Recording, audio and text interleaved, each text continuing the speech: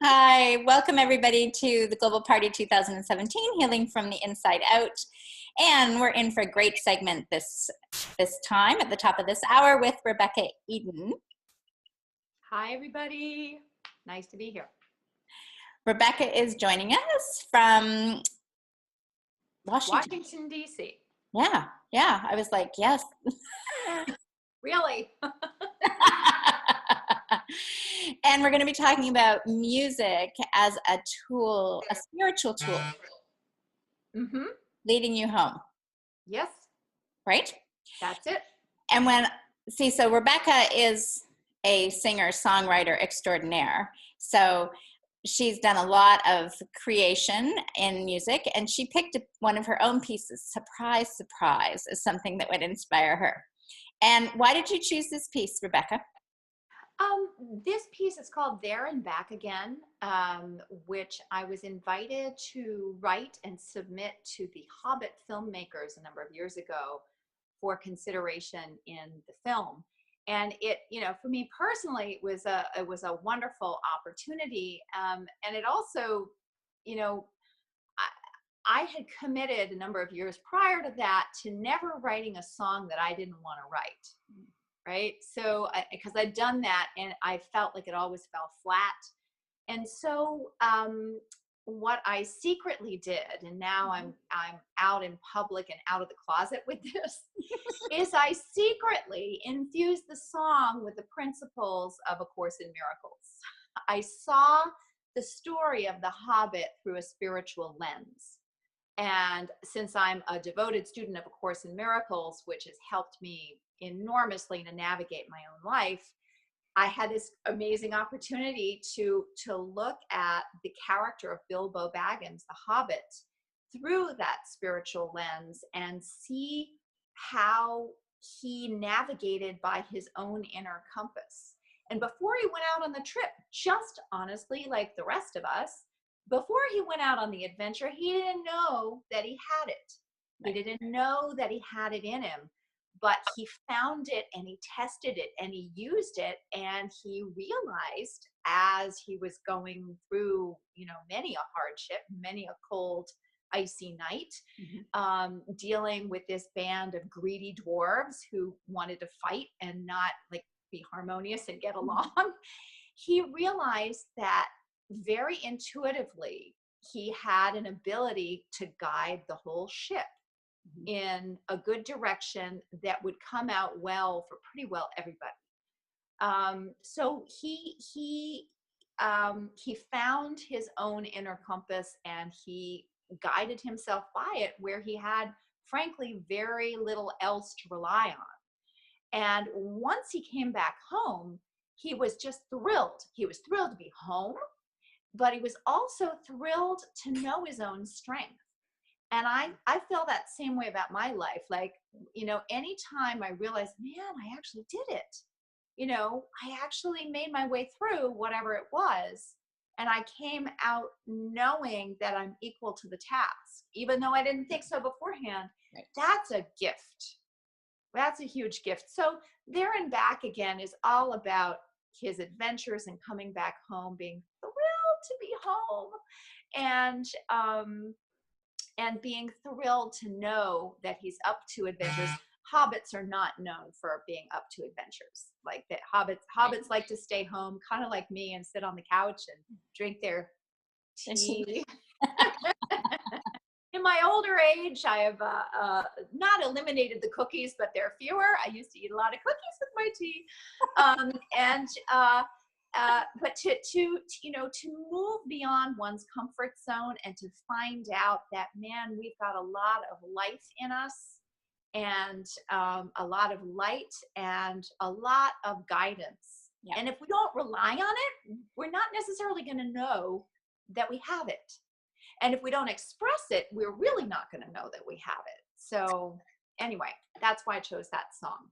Well, and I think this is just awesome. We're going to listen to it. And obviously, it's not going to quite sound as impactful as if you were listening to it straight yourself. But this gives you a great background of how you use what your guidance is to infuse spirituality and music as that tool home. So let's have a listen. of doubt and treachery.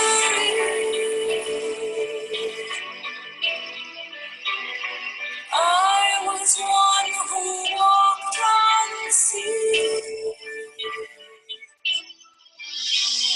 To the reaches of the night,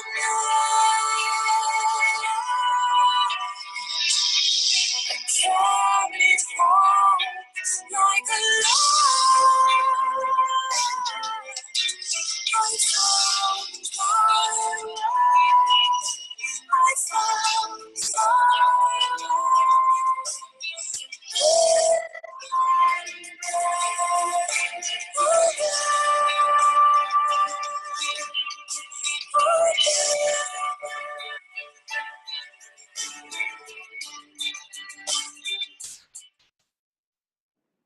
Did you see how well I could sing that, Rebekah? I have this beautiful voice. It just sounded just like you.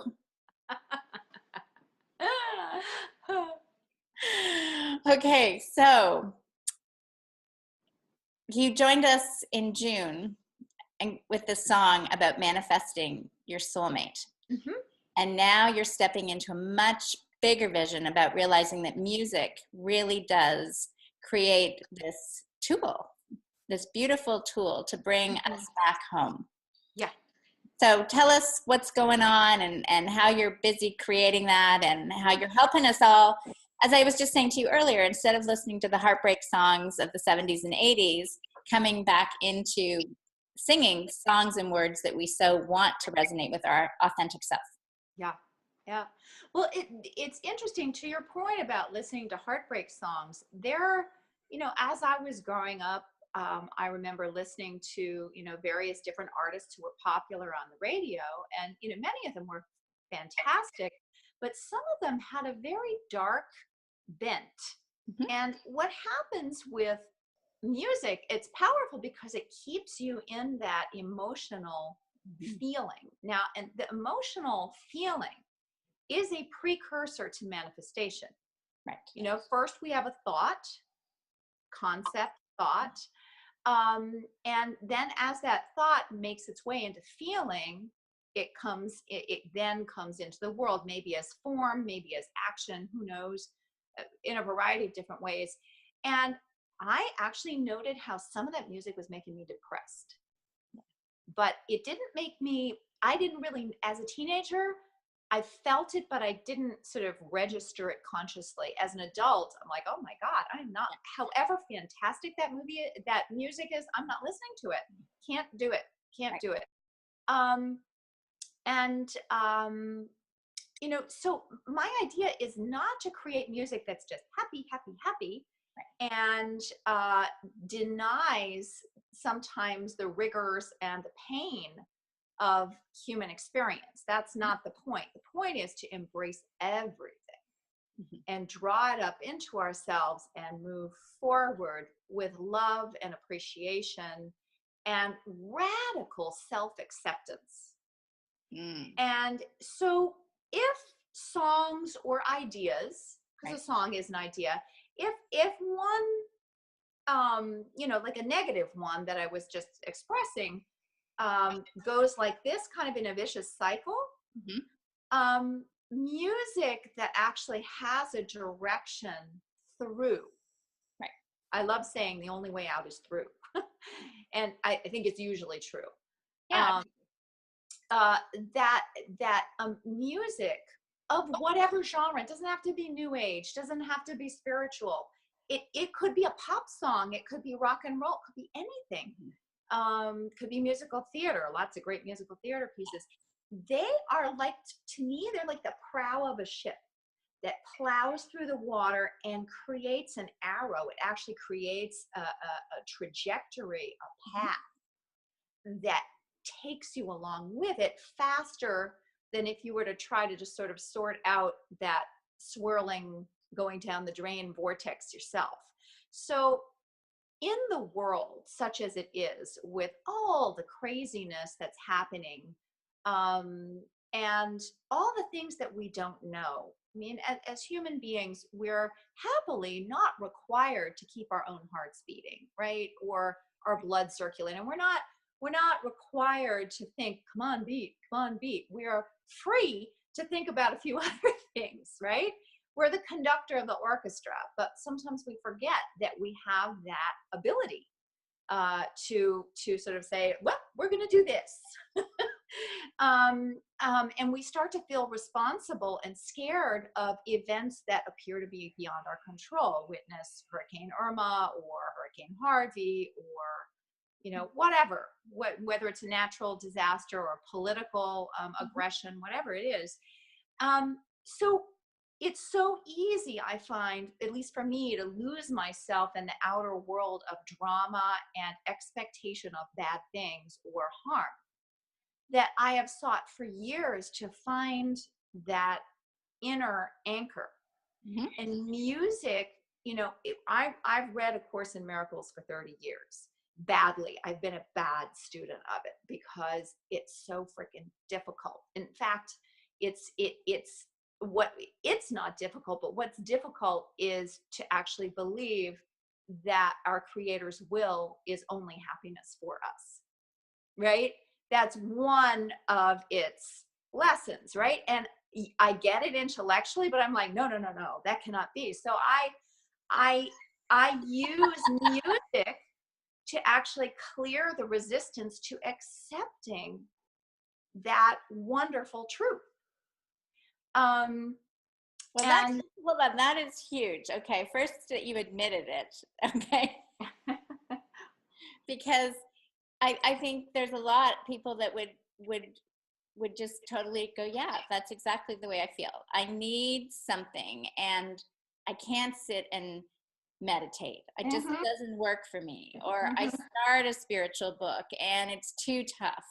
And so the example you used of the bow of the ship moving forward, that is the music with the emotion creating this vibration, and it gives you that momentum, right? And propels you forward. Yeah. And it also puts us in charge, right? Instead of being buffeted by the winds of whatever, right? We find dominion every time we tell ourselves the truth about ourselves. And music is like a catchy, memorable way of remembering those truths, right? Now, I'd love to say a little bit about affirmations versus truth. Okay. Because years ago, I, along with a whole lot of other people, went into the business, the study of affirmations, kind of like the little engine that could. I think I can, I think I can, I think I can. And what I found was that they brought up their opposite in a big way. So that whatever positive idea I was putting forward, I would be visited by ghosts. It was awful. And it also put me sort of eternally in this situation where I wasn't where I was. I wasn't being grateful for where I was at the moment. I wasn't really taking stock. I was always trying to be somewhere else, not here, somewhere else. I am, happy and thin and got $1 million, or, whatever. And you're going, whatever. The reality is no. The reality is no. And then you're back and forth, but I'm claiming it, and I'm and so what I discovered when I really began to digest A Course in Miracles, which took me a long time to do, was that A Course in Miracles was not offering affirmations, so to speak. It was showing the difference between untruth and truth, illusion and truth. So in the world of affirmations and the whole law of attraction thing, such as it is taught, I'm not talking about the actual law of attraction, I'm talking about the way it's taught. Yes. That if you just think you can, and you kind of like, blink your eyes like Genie, or you try really, really hard, that somehow you will jettison yourself into whatever it is. Now, maybe you will, but I think a lot of people begin to feel worse about themselves. And I've questioned for many years why this is. And I think I actually, a couple of years ago, got the answer. which is Hold on. Everybody's got to get ready for this one because here comes the answer.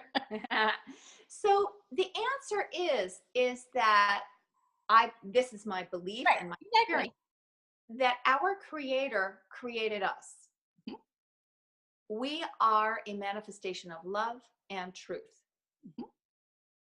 In the world of affirmations, you kind of get to pick your own truth, Mhm. which I don't believe. I don't think that's not the way it is. We are choosing always between what is established in us as our birthright by our Creator, love, Mhm. versus all the wild things we can think up and the stories we can spin. And so it's not that negativity is a truth and positivity is a truth. They're not equal, and it's not like, okay, well, if I just say it enough times, I'm going to be this, or if I just say it enough times, I'm going to be that. No, when we understand that affirming the truth is very different than trying to make up the truth. Yes. Does that make sense? Yes, because Yeah. so let me just reiterate and see if we're on the same page. So to me, that we can talk all we want, affirm what we'd like to go and where we want to be. Mm-hmm. Okay, but there's a part of us that knows we're not there. So Right. there is a dichotomy. And Mm-hmm. the people with the law of attraction that have had success, when the ones that don't, because they have carrying this big baggage of beliefs behind them that says, no, you're not that beautiful, or you really don't deserve that, or whatever, they feel even worse because it's not working for them. Yeah. But the inner truth within each of us is that love, and it permeates the whole entire universe. And it's already there. It's already there, just like your heart and your lungs and everything else. So when you tap into that and allow that to come forward, it's going to express differently in you as it is in me and every other person that's watching. Yes, and that is a whole different kettle of fish than sitting there trying to make yourself into something you don't think you really are.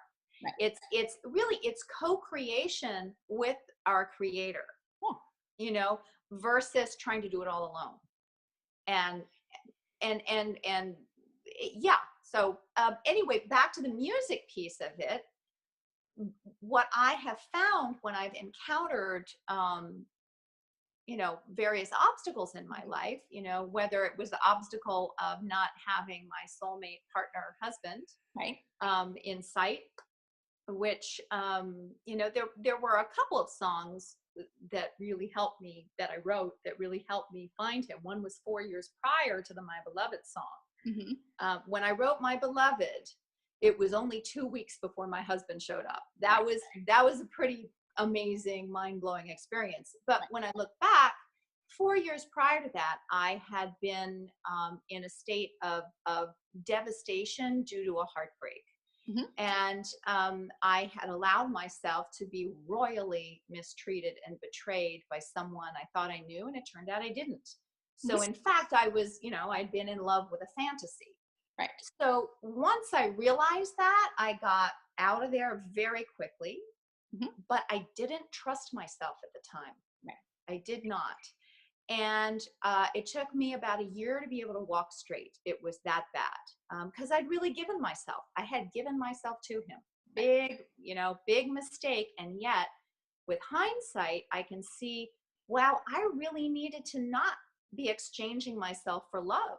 Yeah. Like I needed to stop giving myself away. And so I wrote a song to hold myself sacred. And it was like, if I couldn't walk, the song was my staff or my cane, right, or my King Arthur's sword. Yes. They planted in the ground. I'm like, I'm back. And the first beloved is not a man or a woman or whoever. The first beloved is the love that we are created by. So that's what I use that song for. And it's just it's like a nugget. Instead of the wide world of ideas, you can have a zillion ideas a day. We all do. It distills it down into this sort of perfect, supercharged nugget of truth and love and direction. Yeah. and claiming whatever it is that I need to claim at that moment, which is, another part of the truth about me and life. So I use that song to be able to stand up straight again and to claim that divine connection instead of trying to go out and find something to exchange myself for. So when we're talking about the spiritual tool home, we're talking about home as the love inside that our Creator has given us, that home, not back to your house, right? It's just for those, like, it's like, okay, I'm going back home to where I think, no, it's in here. Home is you don't need an Uber, you just need a song. Exactly. It's like right here. So like, I can just feel the movement that's happening on the planet as people, from my perspective, are opening. Because to me, when there is a so-called disaster, that allows each of us to open our hearts more, to be that love, right? To give where we can give, instead of it going, oh, it's another opportunity. And that's what I feel everything is happening now, to say, are you being that love?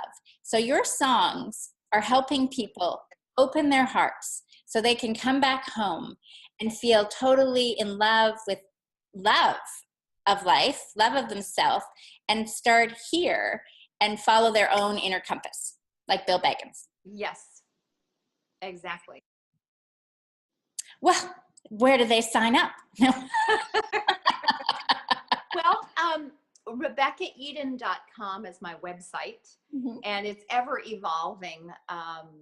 My Beloved is actually offered for free on the homepage of that website if anybody wants to go click on it.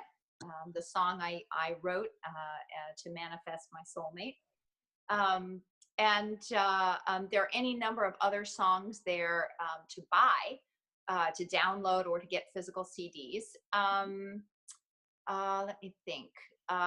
I am, in the next 3 months, launching different songs, like songs to help with anxiety, songs to build inner strength. Ilana Moss, a colleague of ours, was saying, she said she felt that, the whole need for inner strength to counter the kind of bullying that's seen in schools, and conflict, songs to strengthen ourselves so that we know how to guide, how to find our way through conflict. It's not a the bullies are bad kind of a thing. That's not the idea. It's They're really hurting. claiming our own inner strength and the truth within us. So there's going to be a series of songs coming, I don't know exactly how soon, but at any rate, there are lots of different categories for songs as tools to help us. Right. So just stay tuned. Yeah, and I can just say, like, I only heard a bit of your song when I interviewed you for the Global Party, right? And poof, all of a sudden, men were starting to show up. And from that moment, I've been led down this series to realize to open the heart, which, I'm doing with Melody. But it's like, it's a consistent of somehow the seed was planted, just like you said, 4 years prior, you wrote that song that really started you with the staff to get you through. We're back.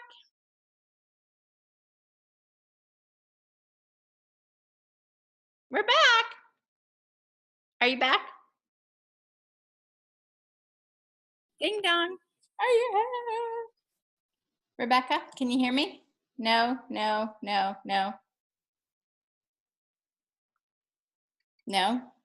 Hi. Yes. You can hear me? I can.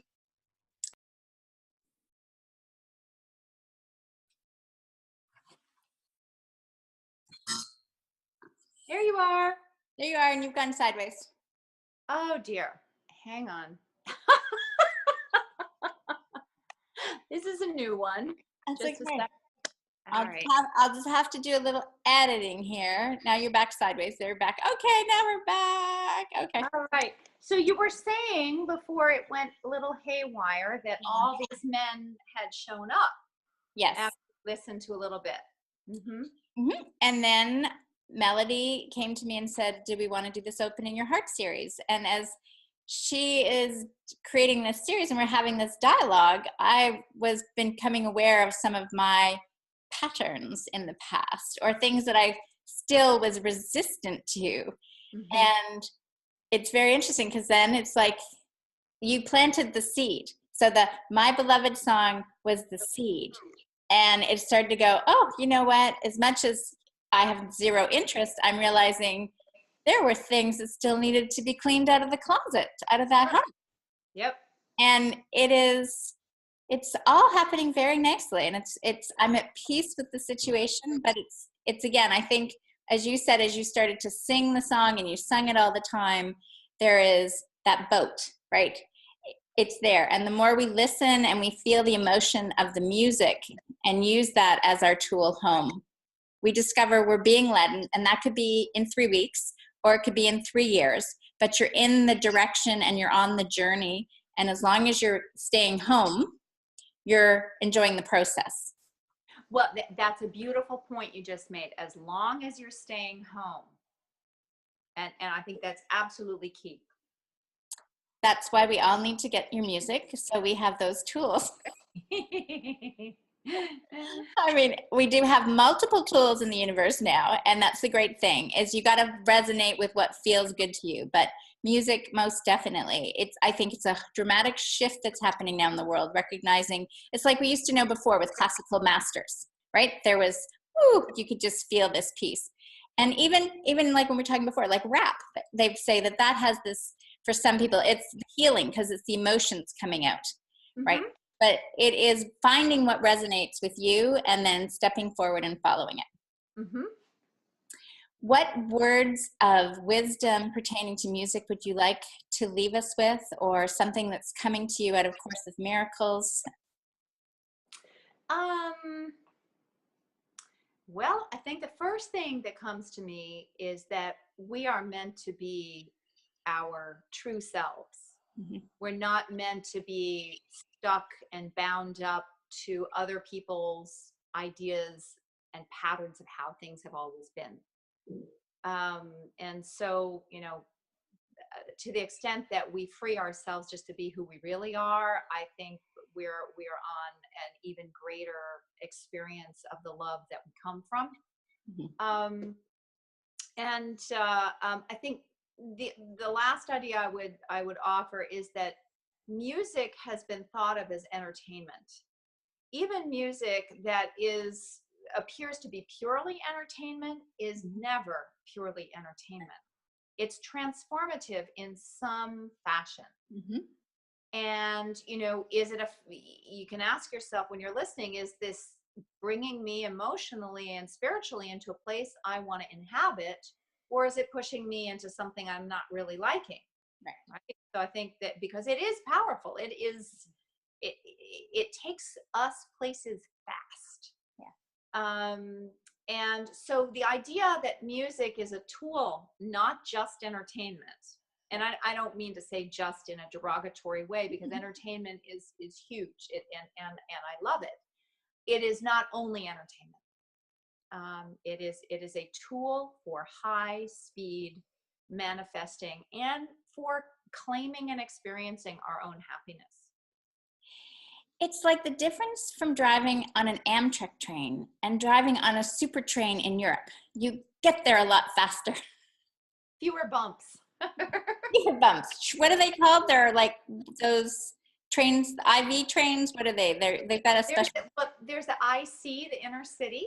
Okay. And then there's the TGV, the French bullet train. Yeah, that bullet train. That's the one I'm thinking of. Okay, so music is like that bullet train versus the hubbity.